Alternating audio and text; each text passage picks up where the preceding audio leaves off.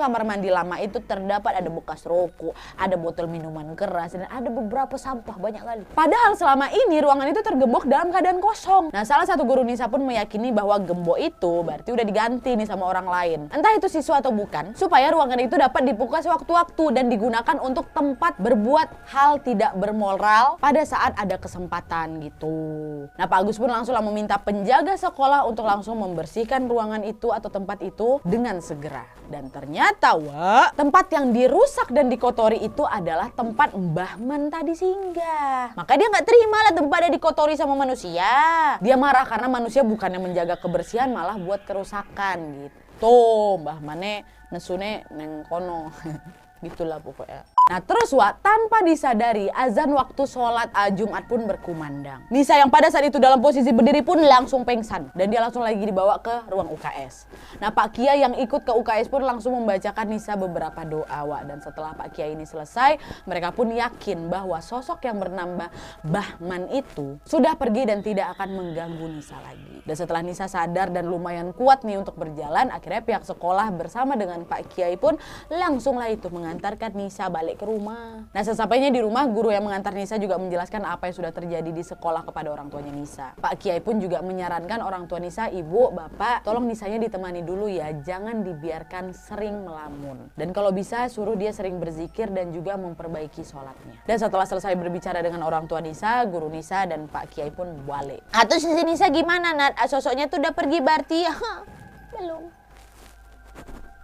Sosok itu malah mengikuti Nisa sampai ke rumah ternyata Wak. Dimana malamnya nih ya, waktu si Nisa itu lagi tertidur, Nisa bermimpi nih ada seorang perempuan berbaju putih yang lompat nih dari gedung yang sangat tinggi. Dan dia berteriak dengan sangat kencang. Saking kencangnya nih Wak ya, teriakan perempuan itu sampai membuat si Nisa terbangun. Pun pas Nisa udah terbangun Wak, teriakan perempuan itu masih terus mendengung di telinganya si Nisa.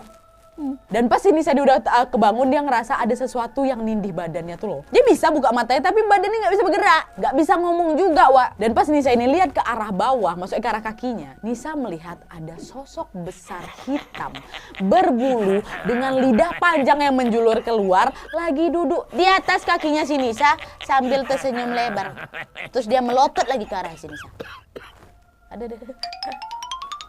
Gitu. Nisa langsung waktu itu baca syahadat dan ayat kursi Wak. Dan gak lama setelah itu barulah tubuh Nisa jadi ringan dan baru bisa ngomong lagi. Langsunglah dia teriak manggil bapak, bapak! Dan sejak saat itu Nisa udah gak berani lagi Wak tidur di kamar sendirian. Dan beberapa hari setelah itu Nisa masih sering kerasukan Wak. Bahkan pada saat di rumah Nisa ini sering terbangun kemudian tertawa sendirian di malam hari itu. Bahkan masih mencoba mencelakai dirinya sendiri dengan menggoreskan pisau di tangannya.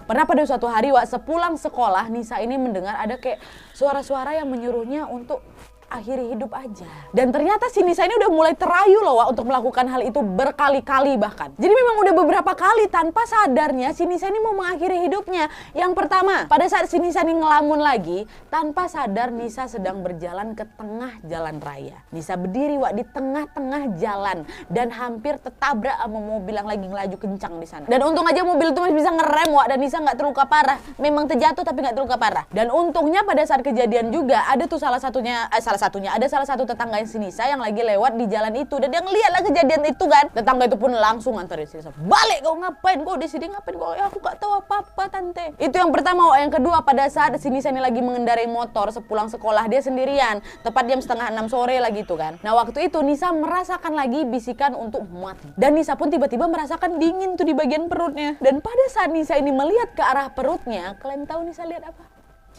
Nisa lihat ada tangan putih pucat melingkar berpegangan di perutnya si Nisa. Jadi macam dipeluk dari belakang gitu loh Dan tanpa sadar waktu itu Nisa langsung belokin setir motornya secara tiba-tiba. Nisa langsung jatuh terpental cukup jauh sampai ngalamin cedera yang lumayan serius juga tuh di kepala dia sama di belakang belakang badannya lah. Dan juga dia mengalami pendarahan pada hidung sama telinga dan mohon maaf di alat vitalnya juga. Wajah Nisa pun luka terseret aspal. Nah warga yang melihat kecelakaan itu pun langsung membawa Nisa ke rumah sakit. Alah. Dan gak cuma saat di luar sekolah aja nih Wak, ternyata Nisa ini masih sering mengalami hal ganjil di sekolah lagi. Hal ganjil berikutnya adalah pada suatu hari nih Wak ya, di sekolah Nisa ini tiba-tiba diajak oleh salah satu temannya, kita sebut aja namanya Dewi kan, untuk jalan-jalan ke belakang kelas. Waktu memang jam lagi kosong, Nisa jalan ke belakang kelas itu yuk katanya kan. Nah di belakang kelas itu Wak, memang ada kayak danau kecil gitu. Nah pas udah mau sampai di danau itu, tiba-tiba Nisa dipanggil sama Pak Kebun sekolah. Nisa, Neng, ngapain kamu sendirian di situ? Balik sini. Nisa bingung lah kan dengan ucapan bapak itu. Lah saya nggak sendirian Pak, saya sama si Dewi. Sambil dia mau noleh nih ke arah si Dewi yang memang lagi berdiri di belakang dia. Dan pas si Nisa ini betulan noleh ke belakang tuh Wak, Nisa langsung keringat dingin karena Nisa tahu Nisa nggak nengok siapa-siapa di sana.